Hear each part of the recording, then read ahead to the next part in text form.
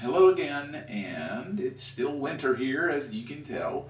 But we're getting there. I'm going to do a few videos on ear training and listening, but they're not going to be typical. They're not going to be necessarily like what you may be used to or what you may have heard.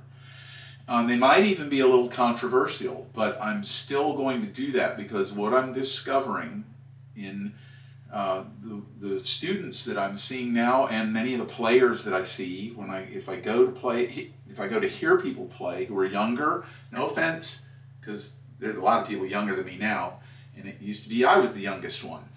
But when you get older, you got to call people what they are, and they're not as old as I am. So that doesn't mean I know more than them. But what it means is that I'll go and see some players who are younger, and unfortunately, I'm hearing a lot of gaps in the playing in terms of jazz and improvisation, and it's because everybody's learning licks and transcriptions and styles, but they're not learning music, and they're not learning who they are, and they're not actually learning who people are on the albums. So my first topic I'm going to talk about in terms of listening is something that can help.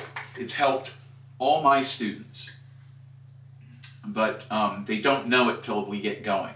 And I can't make you do this, but I can only suggest it, and that is just even for a while, stop streaming music.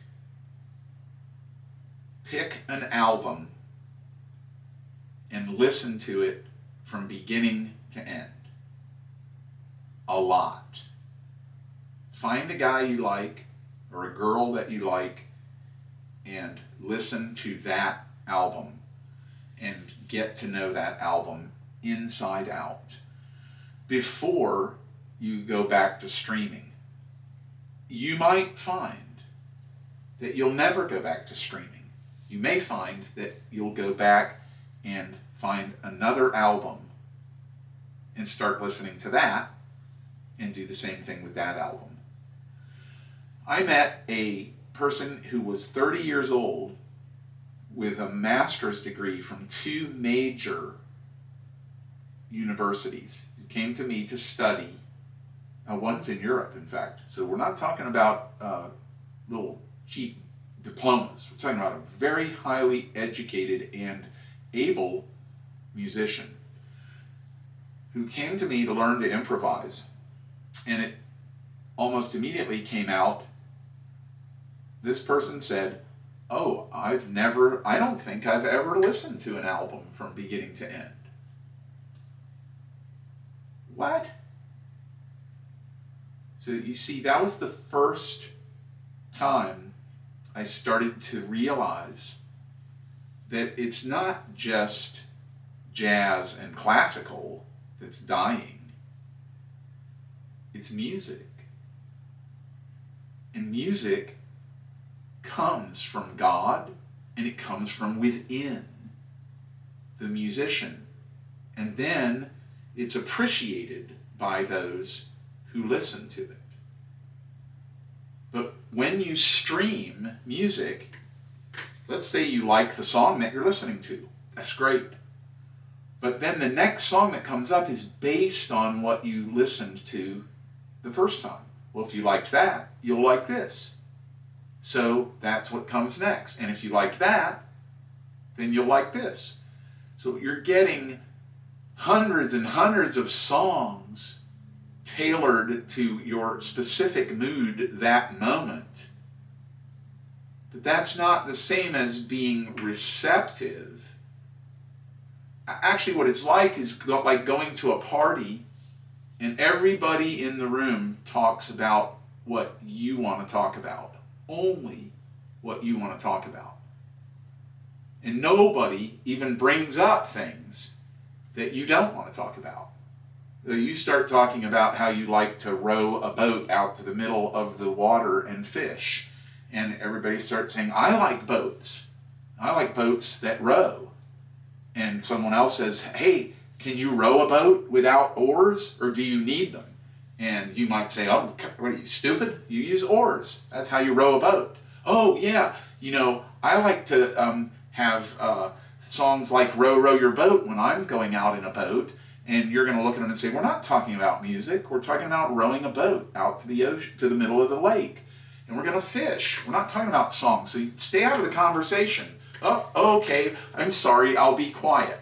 And that's what's happening with music that tries to creep in that could challenge you or send things in a different direction. No, because it's not what you want. It's not making it easy, and it doesn't just keep flowing. And you have this constant thing happening that's not building you up, it's not challenging you, it's not stretching you.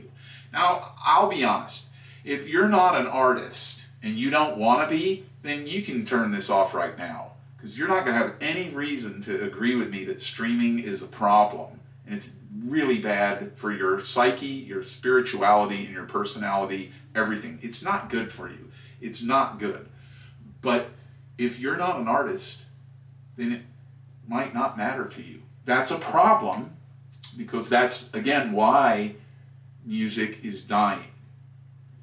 Because those who used to listen to music and be affected by a person who puts their life energy into a song are now unconcerned with whose energy is in it, as long as it does what they want.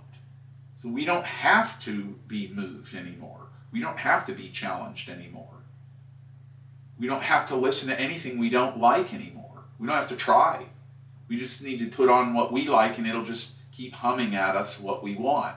But if you're an artist and you're doing that, you're destroying all possibility of ever doing anything creative or beautiful that matters, because you're going to be coming out and trying to match that which everybody loves or everybody's listening to and everybody likes. That's not what artists do. That is not what they were meant to do. That's not what they were supposed to do. That's not what they ever did.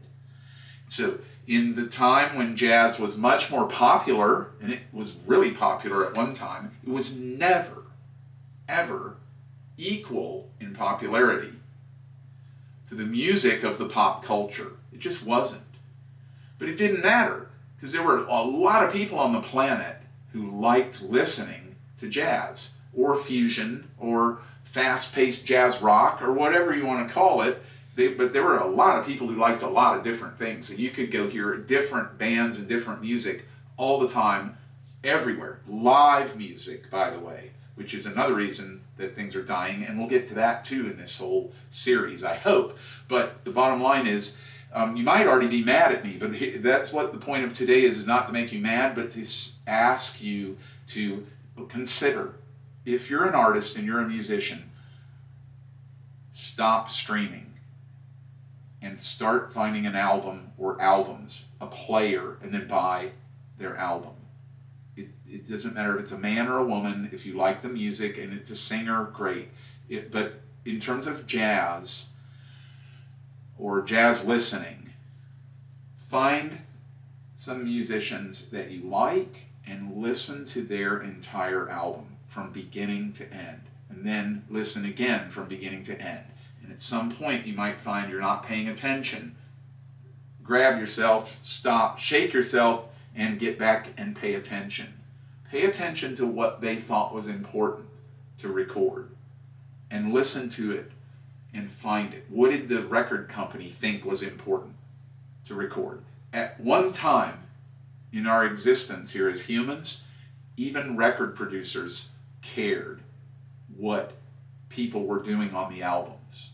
And some of them were recording because the people would hear them in a club and say, you got to be recorded, I'll pay for it. So, that's how we got all of Art Tatum's solo music. His solo piano things, that's how we got that.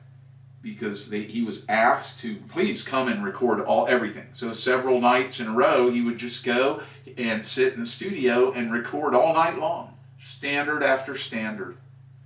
And then we have these wonderful recordings of his solo playing that we would not have had if this person did not ask him to do that. And I have all those recordings, and I learn something every time I hear them. But the one thing we're getting too much of is transcribers, people playing transcriptions, and that is not jazz, it's not classical, it's not music, it's not performance. Now, if you're doing that and you're not going to play professionally, and you're not going to play in front of people, and you don't want to record an album, and you don't consider yourself an artist, then you should not listen to that at all. Because if you want to get inside a transcription and play it and master it and be able to do it, do it. You should do it. That's why music is written down, so we can play for enjoyment. But it is not written down for artists. Artists are supposed to study it, let it come into them, inculcate it into their life, and then have that affect what's in them that comes out in a new way for everyone else to hear. And then later, somebody might be playing their music that's written down. So for today, I'm going to leave it at that. A lot of little things to think about, and I'm going to throw some more things out there like that. These are questions coming up from my students now. Many of them are younger, and many of them are closer to my age. The ones closer to my age, they know what I'm talking about. The ones who are a bit younger, they sometimes think I'm crazy, or they think I'm just old and I don't get it. Well, you don't get it. Technology this and technology. Trust me, I get it. And I was talking like this when I was in my 20s. So I've been on this for a long time, and I've watched it happen. You can't say that jazz is dead. You can say that music is dying. And with it will go everything. Good pop music, good funk music, good R&B, good classical music. All of it is going to go away. We're going to be left with this electronic mush that keeps getting jammed into our ears from streaming, because even the artists that are out there are not getting listened to as much. I have some breakaways and whatever. We're not going to talk about the pop culture. It's always been more popular. There's nothing wrong with that. That's how humans are. Everybody gravitates more towards dessert than dinner. No problem. I was never jealous of pop musicians. I never was mad that they made big money and I made little money, because I bought my house, my cars, and fed my family and took all kinds of vacations playing jazz, writing jazz, composing jazz, fusion, and doing albums. And they're still selling, and I'm still making royalties, and you can too. There's a place for everyone. But if you're streaming music, I submit that you're never going to be able to find your place. It's too much, too often, and you need time in silence, and you need time to really listen. And I hope that we can do more of this, and I hope that I've piqued your curiosity or your interest. And with that, happy listening. See you next time.